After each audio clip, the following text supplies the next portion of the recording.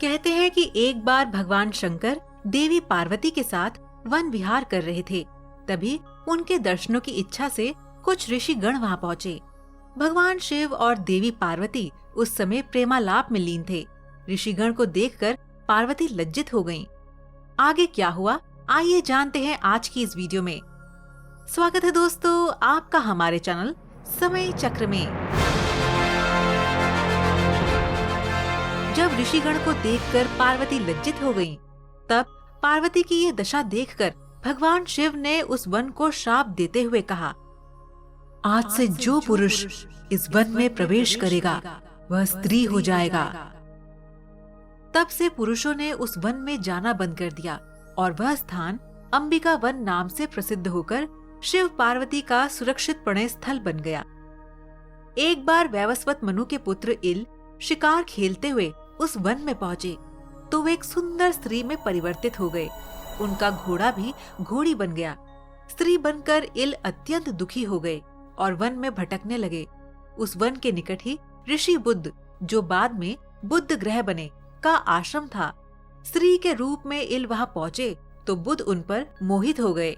उन्होंने स्त्री बने इल का नाम ईला रख दिया और फिर दोनों ने प्रेम विवाह कर लिया। ईला उसी आश्रम में बुद्ध के साथ रहने लगी। कुछ समय बाद ईला ने एक पुत्र को जन्म दिया जिसका नाम पुरूरवा रखा गया। बुद्ध के आश्रम में स्त्री बने इल को वर्षों बीत गए। एक दिन ईला को दुखी देखकर उसके पुत्र पुरूरवा ने इसका कारण पूछा।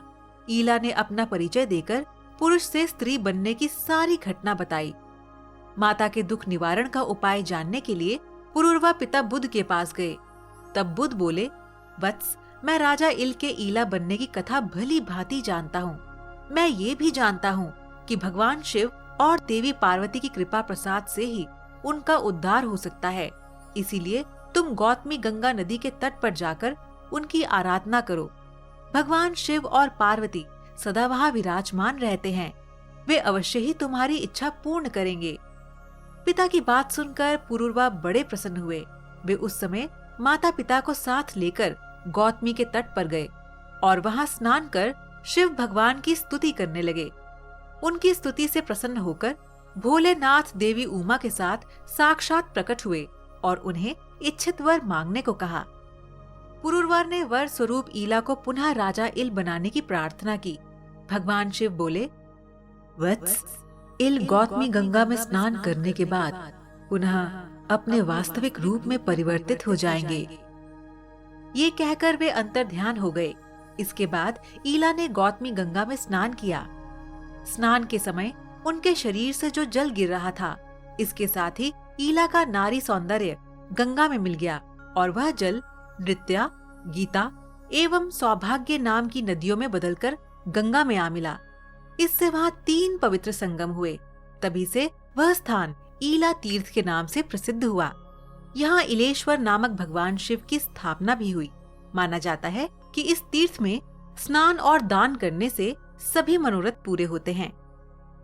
तो दर्शकों, आज का सवाल आपके लिए ये है कि क्या आप बता सकते हैं कि शिव जी किसकी आराधना करते हैं? आप इसका जवाब हमें नीचे कमेंट बॉक्स में दीजिए। आज की इस वीडियो को लाइक और शेयर करना ना भूलें। धन्यवाद।